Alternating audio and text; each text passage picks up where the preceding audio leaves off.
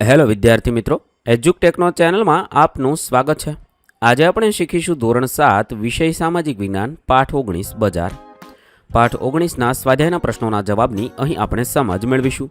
તો ચાલો શીખીએ પાઠ 19 બજાર।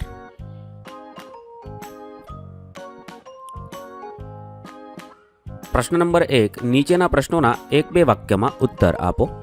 સવાલ નંબર 1, બજાર એટલે શું? ચીજ વસ્તુઓનો વેચાણ કરતી દુકાનો જ્યાં હોય છે તે સ્થળ એટલે કે બજાર। બજાર એટલે જ્યાં ખરીદનાર અને વેચનાર ભેગા થતા હોય તે સ્થળ। સવાલ નંબર 2, ગુજરી બજારમાં વેપારીને સામાન્ય રીતે કેવા પ્રકારનો ખર્ચ થતો નથી? જવાબમાં લખી શકાય, ગુજરી બજારમાં વેપારીને સામાન્ય રીતે દુકાનનું ભાડું, વીજળી, વેરો, કર્મચારીઓનો પગાર વગેરે પ્રકારનો ખર્ચ થતો નથી। સવાલ નંબર 3, નિયંત્રિત બજારની વ્યવસ્થા શા માટે કરવામાં આવી છે? આઝાદી પછીના તબક્કામાં ખેત ઉત્પાદનના વેચાણની ચોક્કસ વ્યવસ્થા ન હોવાને લીધે ખેડૂતોનું શોષણ થતું હતું। તે રોકવા માટે સરકારે નિયંત્રિત બજાર એટલે કે માર્કેટિંગ યાર્ડની વ્યવસ્થા કરવામાં આવી છે। 4, ખાદ્ય પદાર્થોની ખરીદી વખતે કેવી કાળજી લેવી જોઈએ? ખાદ્ય પદાર્થો એગમાર્ક અને FSSAI નિશાનીવાળા જ ખરીદવા જોઈએ, તેમજ પેકિંગ, કંપની, બ્રાન્ડ નેમ, બેચનો નંબર, ઉત્પાદનની તારીખ, એક્સપાયરી ડેટ, સમાવિષ્ટ ઘટકો વગેરે બધી બાબતોની ખરાઈ કરીને જ ખાદ્ય પદાર્થો ખરીદવા જોઈએ। સવાલ નંબર 5, ઉત્પાદકથી ગ્રાહક સુધી પહોંચવી વસ્તુમાં કોણ કોણ વળતર મેળવે છે? ઉત્પાદકથી ગ્રાહક સુધી પહોંચતી વસ્તુઓમાં ખેડૂત, વેપારી, ઉત્પાદક, કારીગર, કર્મચારી અને પરિવહન સેવામાં જોડાનાર દરેક વ્યક્તિ ઓછા વત્તા અંશે વળતર મેળવે છે। પ્રશ્ન નંબર 2, મુદ્દાસર ઉત્તર આપો। 1, બજારના પ્રકાર જણાવી તેની જરૂરિયાતો સમજાવો। બજારના પ્રકારો નીચે મુજબ છે। 1, મહોલ્લા બજાર। 2, સાપ્તાહિક કે ગુજરી બજાર। 3, મોટા શોપિંગ કોમ્પ્લેક્સ। 4, shopping mall. 5, નિયંત્રિત બજાર અને 6, ઓનલાઈન બજાર।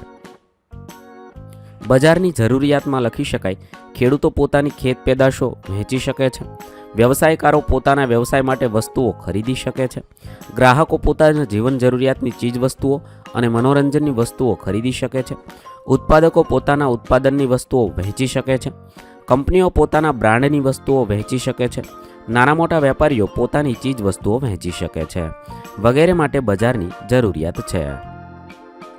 2, ગ્રાહક કોને કહેવાય? ગ્રાહકના અધિકારો જણાવો। ગ્રાહક એટલે જે વ્યક્તિ પોતાના ઉપયોગ માટે ચીજ વસ્તુઓ ખરીદે અથવા સેવા મેળવે તે વ્યક્તિ। આજે દરેક વ્યક્તિ કોઈને કોઈ રીતે ગ્રાહક છે। પૈસા આપીને વસ્તુ કે સેવા ખરીદનાર ગ્રાહક કહેવાય છે। ભારત સરકાર દ્વારા સંસદમાં કાયદો પસાર કરીને ગ્રાહક સુરક્ષા અધિનિયમ 1986 બનાવવામાં આવ્યો છે। આ કાયદા મુજબ ગ્રાહકોને નીચે મુજબના 6 અધિકારો મળે છે।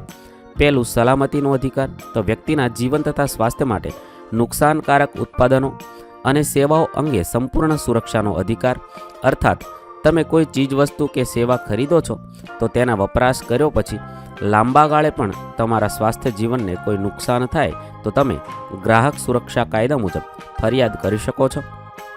સુરક્ષા અધિકારો મળેલા જીવન તકાર અર્થાત તમારા સ્વાસ્થ્યો। 2, માહિતી મેળવવાનો અધિકાર, ચીજ વસ્તુ કે સેવા ખરીદતી વખતે વસ્તુની પસંદગી કરવા માટે વસ્તુ સંબંધી જરૂરી તમામ જાણકારી મેળવી તે ગ્રાહકનો અધિકાર છે। 3, પસંદગી કરવાનો અધિકાર, વિવિધ પ્રકારની અનેક વસ્તુઓમાંથી ગ્રાહકને પોતાને અનુકૂળ આવતી વસ્તુ પસંદ કરવાનો અધિકાર છે। 4, રજૂઆત કરવાનો અધિકાર, ગ્રાહકના હકો અને હિતોના રક્ષણ માટે ગ્રાહક સુરક્ષા મંડળમાં તેની યોગ્ય રજૂઆત કરવાનો અધિકાર છે। 5, ફરિયાદ નિવારણનો અધિકાર, ખામીયુક્ત માલ, ક્ષતિયુક્ત સેવા કે છેતરામણી રજૂઆતથી ઉપભોક્તાને થયેલ નુકસાનનું વળતર મેળવવાનો અધિકાર છે। 6, ગ્રાહક શિક્ષણ મેળવવાનો અધિકાર, આ અધિકારથી જીવનભર માહિતીસભર ગ્રાહક બનવા માટે તમામ જાણકારી અને જ્ઞાન મેળવવાનો અધિકાર છે। 3, ખરીદી કરતી વખતે ગ્રાહકે કેવી સાવચેતી રાખવી જોઈએ સમજાવો। ગ્રાહકે ખરીદી કરતી વખતે નીચે પ્રમાણેની સાવચેતી રાખવી જોઈએ। કોઈપણ વસ્તુની ખરીદીના સમયે GST વાળા બિલનો ચોક્કસ આગ્રહ રાખી તે મેળવવું અને યોગ્ય સમય સુધી સાચવી રાખવું। મોટી ખરીદીમાં તથા ખાસ કરીને ઇલેક્ટ્રોનિક વસ્તુઓ ISI માર્કોની જ ખરીદવી। દુકાનદારના સહી સિક્કા કરેલ guarantee card, warranty card, free service coupon વગેરે ધ્યાનમાં રાખીને ખાસ મેળવી લેવા અને તે સાચવવા. સોના ચાંદી જેવી ખરીદીમાં હોલમાર્કવાળા દાગીના જ ખરીદવા. કોઈપણ પ્રકારના ટેક્સ બચાવવાની વેપારીની વાતોમાં આવ્યા વિના હંમેશા પાકા બિલનો આગ્રહ રાખવો. બિલમાં શુદ્ધતા, કિંમત, ઘડાઈ વગેરે તમામ વિગતો સ્પષ્ટ અને અલગ લખાયેલી છે કે નહીં તેની ચોકસાઈ રાખવી. ખાદ્ય પદાર્થો એગમાર્ક અને FSSAI નિશાનીવાળા જ ખરીદવા જોઈએ. તેમજ પેકિંગ, કંપની, બ્રાન્ડ નેમ, બેચનો નંબર, ઉત્પાદનની તારીખ, એક્સપાયરી ડેટ વગેરે બધી બાબતોની ખરાઈ કરવી અને ભેળસેળના કિસ્સામાં અચૂકપણે ફરિયાદ કરવી જોઈએ. દવાઓની પ્રિસ્ક્રિપ્શન સાથે ખરાઈ કરી લેવી. ઉત્પાદનની તારીખ અને એક્સપાયરી ડેટ વગેરે તપાસવી જોઈએ. જેનરિક દવાઓ મળતી હોય તો પહેલાં એ જ ખરીદવાનો આગ્રહ રાખો.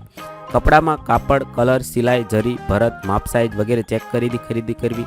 પેટ્રોલ કે CNG પંપ પર મીટર 0 થયા પછી જ વાહન ઈંધણ ભરવું. ગેસ વિતરણમાં બાટલાનું વજન અને સલામતી બાબતની ચકાસણી કરવી.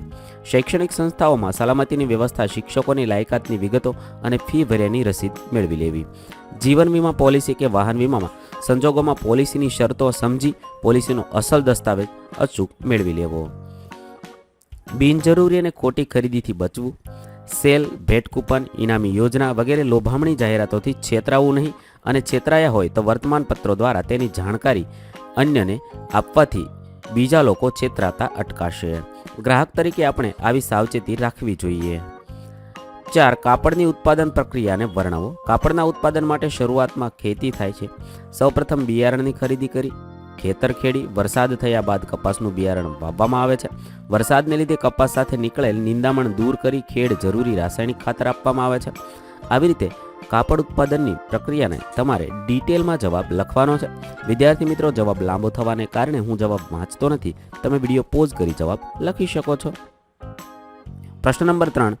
નીચેના વિધાનો ખરા છે કે ખોટા સામે ખાનામાં લખવાનું છે. 1. ગુજરી બજારમાં મોટા દુકાનદારોને રોજગારી મળે છે. વિધાન ખોટું છે. 2. જથ્થાબંધ માલ સામાન વેચનાર વેપારીને છૂટક વેપારી કહે છે. વિધાન ખોટું છે. 3. ગ્રાહકના હકો અને હિતોના રક્ષણ માટે ગ્રાહક સુરક્ષા મંડળમાં રજૂઆત કરવાનો ગ્રાહકને અધિકાર છે. વિધાન સાચું છે. પ્રશ્ન નંબર 4. મને ઓળખો. પહેલો છે ISI, બીજો છે FSSAI, પછી છે વુલમાર્ક, એગમાર્ક અને માંસાહારી. આ રીતે તમારે એ નિશાન ઓળખવાના છે. પ્રશ્ન નંબર 5. ખાલી જગ્યા પૂરો. 1. નિશ્ચિત દિવસે જ ભરતી હોય તેવી બજારને ખાલી જગ્યા કહે છે તો સાપ્તાહિક બજાર. 2. ખેડૂતોની ખેત પેદાશોનું જાહેર હરાજીથી વેચાણ ખાલી જગ્યામાં થાય છે તો માર્કેટિંગ યાર્ડમાં થાય છે.